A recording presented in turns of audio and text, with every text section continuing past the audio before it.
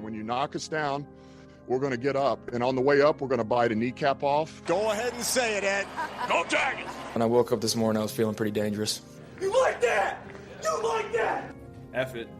Jamar's down there somewhere. The New Orleans Saints select Marcus Davenport. No! Splash Brothers? Yeah.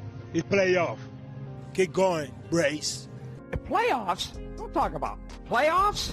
If it doesn't fit, you must acquit. Cell lymphoma, and we're just gonna keep praying for her and her family. She's undergoing these treatments and the trials and everything that she's going through, and her family, and just pray for their strength and understanding, resiliency, and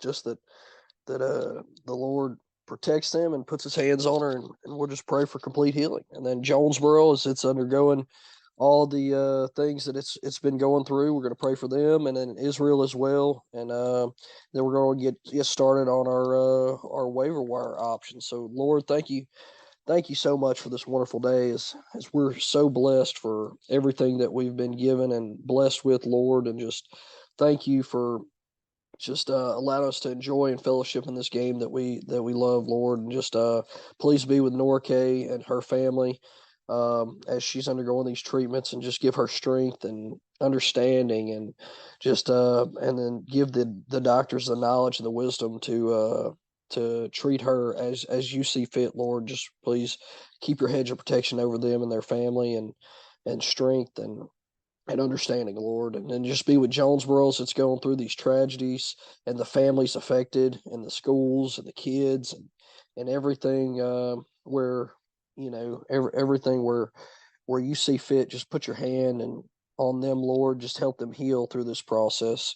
And then also, Lord, be with Israel, and just keep your hand and your hedge of protection over Israel and your people, and be with the people that are affected there through all these crazy things that are going on over there, Lord.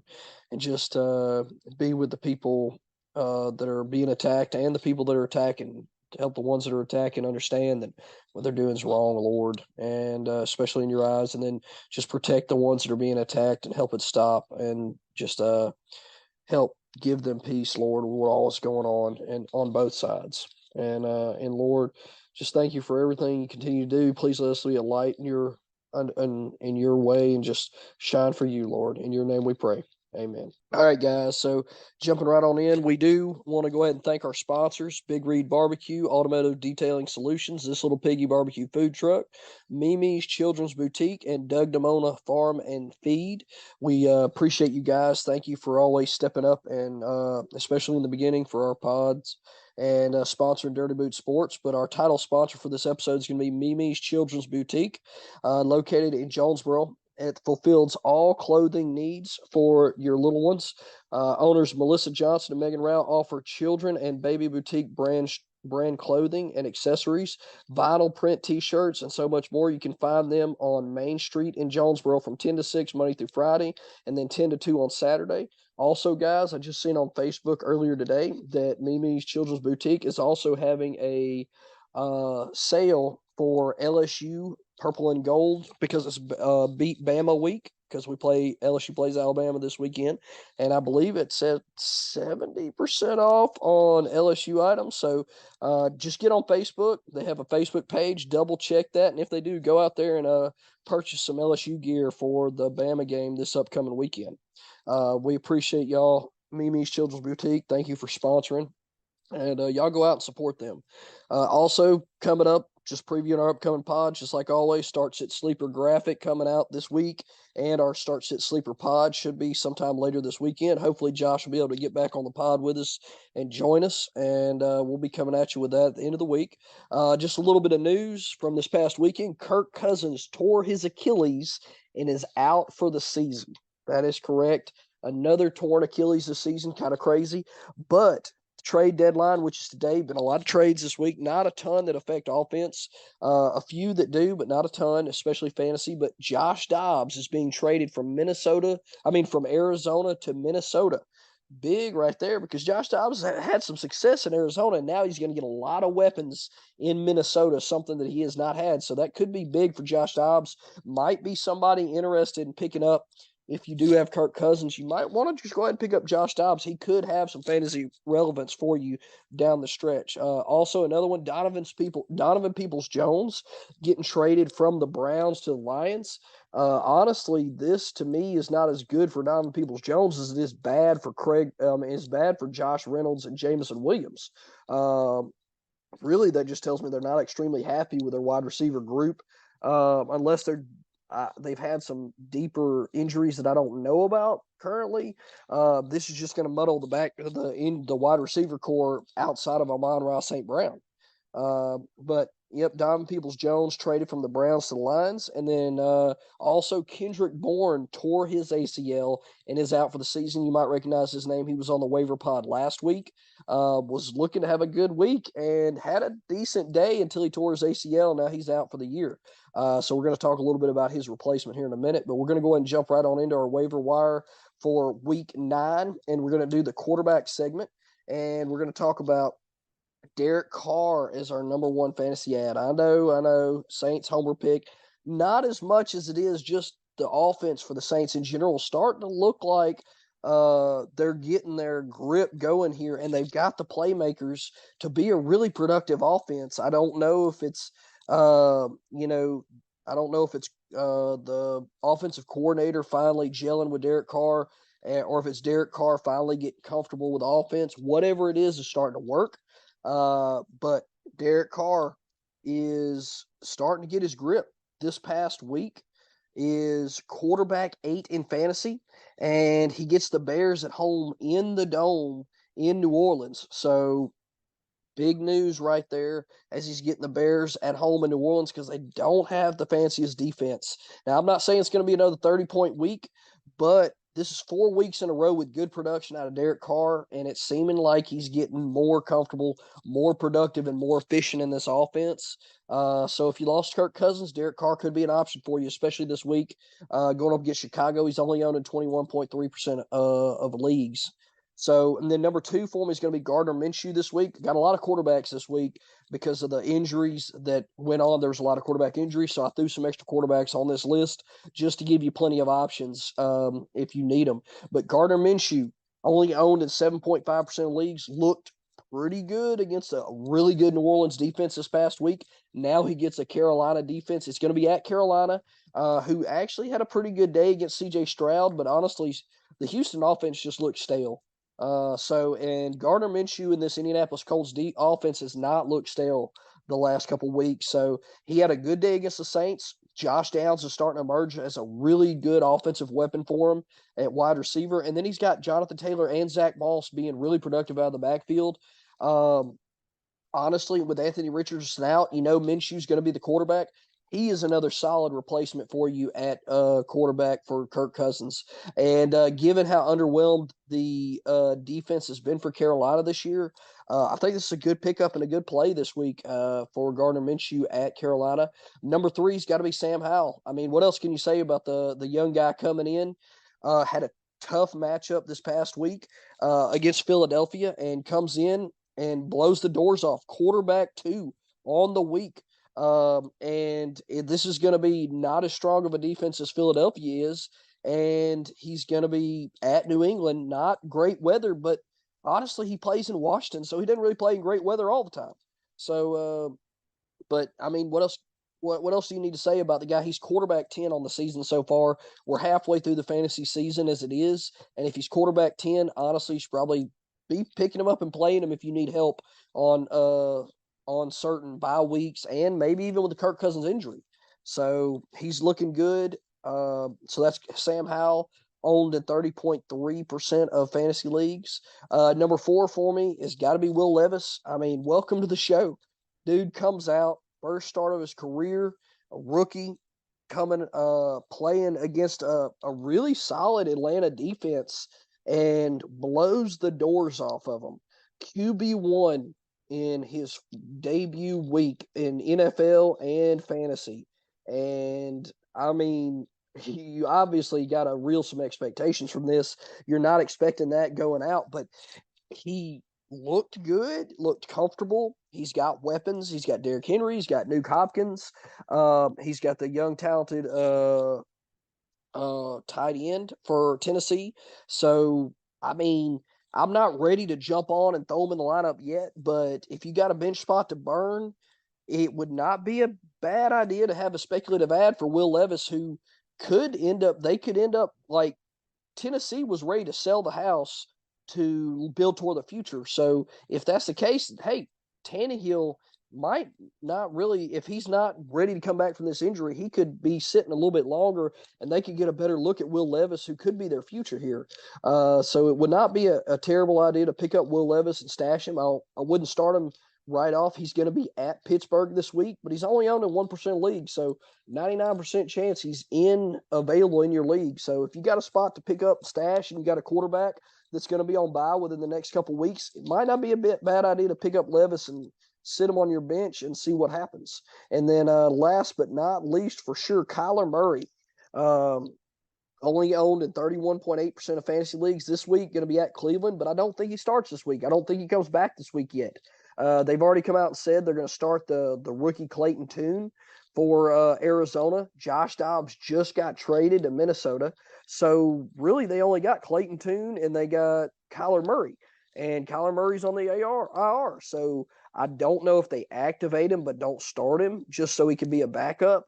They said he's pretty much been healthy. So I'm trying to figure out. I don't know if they were trying to trade him here at the deadline. We'll find out by the end of the day. But they've already come out and said Clayton Tune's starting. If Clayton Tune is going up against the number one defense in football right now, which is Cleveland Browns, at Cleveland, no less, in this weather, I would not look for a great amount of production coming from him. And if he goes out and really stinks it up, I could really see Kyler Murray coming out next week and starting. And with the run potential and the history of him being a solid quarterback, you just can't let that sit out there on the waiver wire. And if he does come back, he's going to be somebody you can plug in and definitely replace for Kirk Cousins if he doesn't get traded to a team that really needs a quarterback. So Kyler Murray, like I said, only owned in 31.8% leagues. And also right now, if they don't activate him off IR, pick him up, slide him into your IR spot. And then he's not even wasting a bench spot for you right now until he gets activated. So that's going to round out my quarterbacks. There's a couple other quarterbacks out there that you could pick up and talk about, but honestly, these are the ones that I really think are the most interesting and probably could have the most positive impact for you in fantasy. Now we're going to move on to our running backs, which there's not a lot of options at this week. But number one's got to be Amari DiMercado for Arizona. He's only owned in 39.2% of fantasy leagues, but honestly, I'm sure a lot of people were kind of gun shy after they picked him up. And then he didn't do nothing. Then they dropped him. And then the last couple of weeks, he's been exactly what we thought. He's been the volume guy there in Arizona. And as we say, volume is king. And DiMercado is getting the volume. 21 touches last week, 20 carries for only 78 yards. Not the best average, but not terrible. Really 4 yards per carry average, which is pretty decent for what he's got for the kind of O-line that he has to work with there in Arizona and not really having much of a quarterback threat here lately. So, but these things aren't going to really change. But if he falls into the end zone, he only had one target for one catch last week. If he gets 2 or 3 catches each week with this kind of volume, he falls in the end zone here and there, you're talking about RB2, really, because that's going to be a top 24 running back. James Conner still has no timetable to return, so tough matchup this week at Cleveland, but he's still going to get the volume, and with all the buys going, you could do worse than start Amari DiMercado at Cleveland this week at your RB2 or flex. Number 2 for me is going to be Zach Charbonnet for Seattle. Owned in 30.1% of fantasy leagues. He's going to be at Baltimore. Honestly, we thought he was going to get the start and the bulk of the carries last week because Kenneth Walker didn't really practice hardly at all till the last day. And but really right now you could argue that Zach Charbonnet is probably the most valuable handcuff in fantasy football currently with the way that Seattle's running the ball, with the volume that Kenneth Walker normally gets, and as efficient as Zach Charbonnet has been in being able to run and catch the ball. Honestly, he only got 5 carries for 5 carries last week, but he got 53 yards out of those carries. And that's 10.6 yards per carry, which is great. But also last week, he ended up beating Kenneth Walker 59 to 41% in the snap count. Now, I'm not saying that's going to continue, but with that production and having that volume or that high of a snap count, I could see, even when Kenneth Walker comes back healthy, I could see Zach Charbonnet carving out more of a role for himself. And then with Walker's injury history, you really want to have Zach Charbonnet on that bench stashed, if not having to start him at flex if Walker goes down with an injury, because Charbonnet is going to be extremely valuable for this Seattle team. And he's going to get pretty much the bell cow role, I think. So, yeah, go out there, find Zach Charbonnet, pick him up, maybe even throw him in your flex this week as they go up against Baltimore, who's not the best at stopping the running back, by the way. So not the best matchup, but not the worst either. You could definitely do worse. And the way Seattle likes to attack the game with the run, Charbonnet could still get a lot of volume coming into this game. And then last but certainly not least, like I said, not a lot at running back this week. But last but not least, this is more of a speculative ad because it has not been productive. But that's Cam Akers from Minnesota, only owned in 55.6% of leagues, but it's really come closer to a 50-50 timeshare with Alexander Madison and Cam Akers, and that really neither one of them have been that productive. But if you're Minnesota and you haven't been happy with Madison's production when he has all the work, why not see what Cam Akers can do with more work and then peel back some of Alexander Madison? And that could be coming. This week, he's got a tough matchup at Atlanta, but with the Kirk Cousins injury and them signing Josh Dobbs, him not being as familiar with the offense yet, they very possibly could lean a lot heavier on the running back workload for this matchup, and maybe to come if they're not as comfortable with Josh Dobbs throwing the ball as much as Kirk Cousins did. So, yeah, I'd be looking to add Cam Akers as a speculative ad for the future for sure. But that's going to round out our running backs. Then we're going to move on to wide receivers, which we have a slew of for sure, pretty much like quarterback. So number one for me has got to be Josh Downs. He's owned for the Colts, owned in 51.4% of leagues. He's been on this list. I don't expect him to be there next week, being at 51.4% now, but he's been on this list for like 3 weeks in a row at least. And this week he's going to be at Carolina. Last week had a great matchup, not quite the breakout we expected, but 9 targets, 7 catches for 72 yards against the Saints. Not a great matchup, but not a terrible matchup. We knew he was going to get the lesser coverage because we knew Lattimore was going to be on Pittman. But now they get Carolina, which is a lot better matchup offensive-wise for them. And also with all the wide receivers on bye this week, I mean, Downs is easily going to be probably in the wide receiver 2 conversation, easily, especially the way he's been producing with Minshew at quarterback. And we know Minshew's going to be quarterback for the rest of the season, and he likes to throw to Downs. So that should pretty much be the end of the story from Josh Downs. Pick him up. He's a flex play the rest of the year. I'm telling you right now, flex play the rest of the year, and probably a wide receiver 2 this week with all the wide receivers on bye. But that's going to be my number one. Number 2 is going to be Rashid Shaheed. This essentially is the Saints' Tank Dell, and we've seen it big time last week as he's only owned in 18.4% of leagues, but he's getting Chicago this week. Honestly, he only went, 3 for 153 and a touchdown last week on 3 targets. That is a 51% yard per catch average. And now we're seeing Derek Carr finally start throwing the deep ball more. We thought it was going to go to Olave, but it's going to Shaheed. A lot more than we thought anyway. And Shaheed's making the most of it. And this is a big boomer bust play, but with bye weeks, I think you could do worse than picking up Shaheed and put him in your flex. And if he booms, it's probably going to win your week for you. I'll be honest. That's straight up. And with Chicago being as lackluster as they are on defense, especially in the secondary, they just gave up 40 points to the Los Angeles Chargers this past week, and they're averaging giving up 36.3 a week. I don't think it's out of the realm to see Shaheed go off again, especially with as well as Derek Carr's throwing the deep ball right now. That's my number 2. Number 3 is going to be Quentin Johnston. I know, off the list, on the list, back off the list. Now he's back on the list. Kind of crazy, but you know what? It took a little bit longer than we thought, but he's finally starting to shine, and it kind of took a Josh Palmer injury during the game to do that. But I don't love the matchup this week. He's only owned in 31.3% of leagues, but he's going to be up against the New York Jets. We know their secondary is really good, but with Quentin Johnston, he's just a unreal athlete with a lot of raw ability. And last week he's seen 70% snap count, got 6 targets, 5 catches for 50 yards. I mean, if he goes in the end zone, we're talking about a top 24 wide receiver. But he's not screaming breakout this week, but it's coming. I feel like the talent is there. He just needs more opportunity. It seems like it's getting there, especially with the Josh Palmer and Gerald Everett injuries. It's just a matter of time. I feel like, honestly, I heard one of the analysts talking about this in one of the podcasts I listened to. Herbert missed him on several plays where he was wide open. And you got to know that when Herbert goes back and watches the film from this past game, he's going to notice Johnson's ability to get open on some of these plays, and he's going to be looking his way more. And I bet he doesn't miss him again when he gets open the next time. At least not as often for sure. So not a great matchup this week, but I think in the future this could be Quentin Johnston starting to come into his own in the future for the Chargers. Number 4 for me's got to be Tank Dell. Don't give up on him yet. I know. Not the day we hoped for, but he did play 78% of the snap count. Honestly, Houston's offense in general was stale and it struggled, which is very crazy because Carolina's defense is not that great. But as a whole, I think they get better. This week, they're getting the Tampa Bay defense, who just gave up 54.9 points to Buffalo's wide receivers this past week.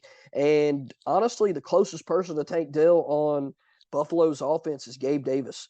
Big play, down the field threat, speedster, and honestly, if there's a chance that he could do what we thought he was going to do last week, it'd be this week against Tampa Bay because they have a similar output profile in the way that they score and with these boomer bust games. And so don't give up on Tank Dell. If he's still out there and you need a flex play, I think he's a solid option this week against Tampa Bay.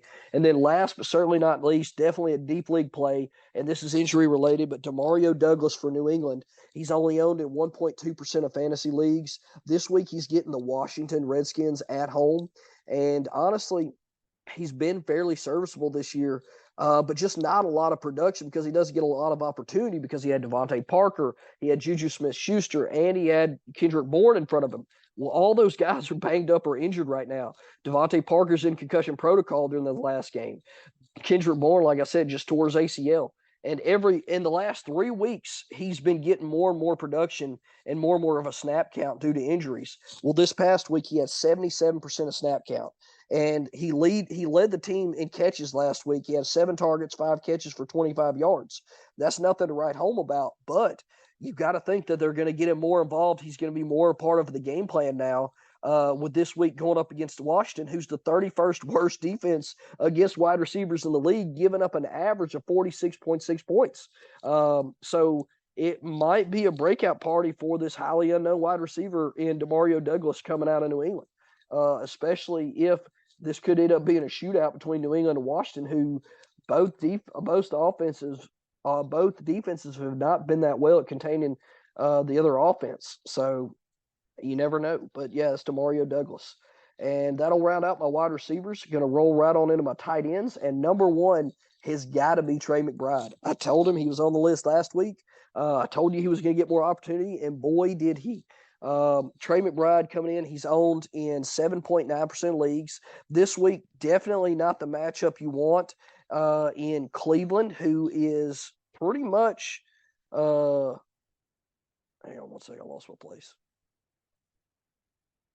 Yeah, Cleveland is the number 1 defense against against tight ends in the league. But last week, Trey McBride, 14 targets, 10 catches for 95 yards and a touchdown.